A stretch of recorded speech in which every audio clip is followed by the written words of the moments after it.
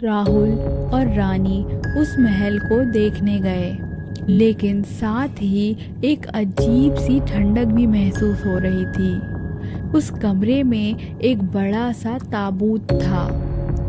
पुस्तक में खजाने के बारे में लिखा हुआ था।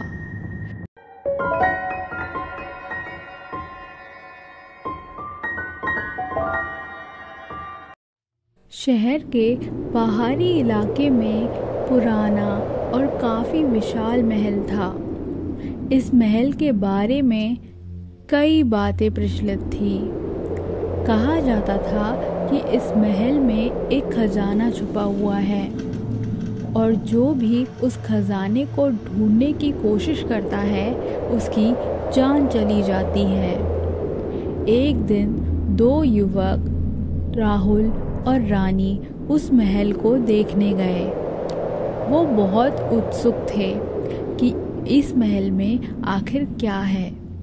उन्होंने महल का मुख्य द्वार धीरे से खोला और अंदर घुस गए।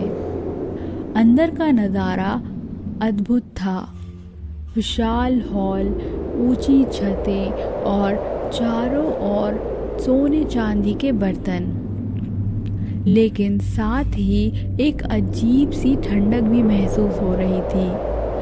वे आगे बढ़े और एक कमरे में पहुंचे। उस कमरे में एक बड़ा सा ताबूत था।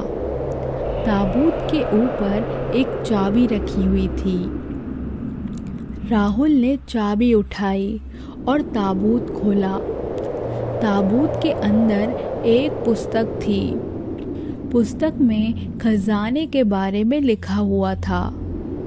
पुस्तक के अनुसार खजाना महल के तहखाने में छुपा हुआ था। राहुल और रानी तहखाने में चले गए। तहखाने में बहुत अंधेरा था। उन्होंने अपनी टॉर्च जलाई और आगे बढ़ने लगे। तभी उन्हें एक आवाज़ सुनाई दी। यह एक औरत की आवाज़ थी। वह रो रही थी। वह उस आवाज़ की ओर बढ़े। उन्हें एक कोने में एक औरत बैठी मिली। वह बहुत डरी हुई थी। औरत ने बताया कि वह इस महल की रानी थी और एक भूत उसे डराता है। भूत उसे हमेशा इस तहखाने में बंद कर देता है। राहुल और रानी ने औरत को समझाया कि डरना नहीं चाहिए। उन्होंने औरत को अपने साथ घर ले जाने का फैसला किया।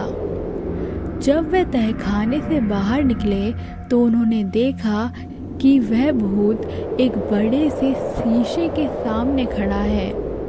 यह एक आदमी था। वह बहुत ही खूबसूरत था, लेकिन उसकी आंखें लाल थी। राहुल और रानी ने आदमी से पूछा कि वह कौन है। आदमी ने बताया कि वो इस महल का राजा था और वह हमेशा यहीं रहता है। राहुल और रानी ने आदमी को समझाया कि उन्हें औरत को बचाना है। आदमी ने कहा कि वह औरत को नहीं जाने देगा। तभी राहुल को एक विचार आया। उसने आदमी से कहा कि वह उसे एक प्रश्न पूछेगा और अगर वह उसका उत्तर दे देगा तो वह औरत को छोड़ देगा। आदमी मान गया।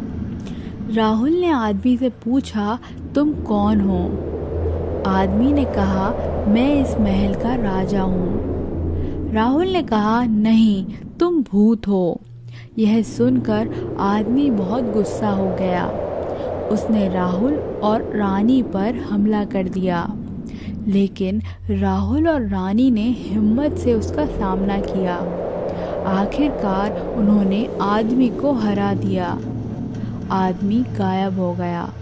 राहुल और रानी औरत को अपने साथ घर ले गए।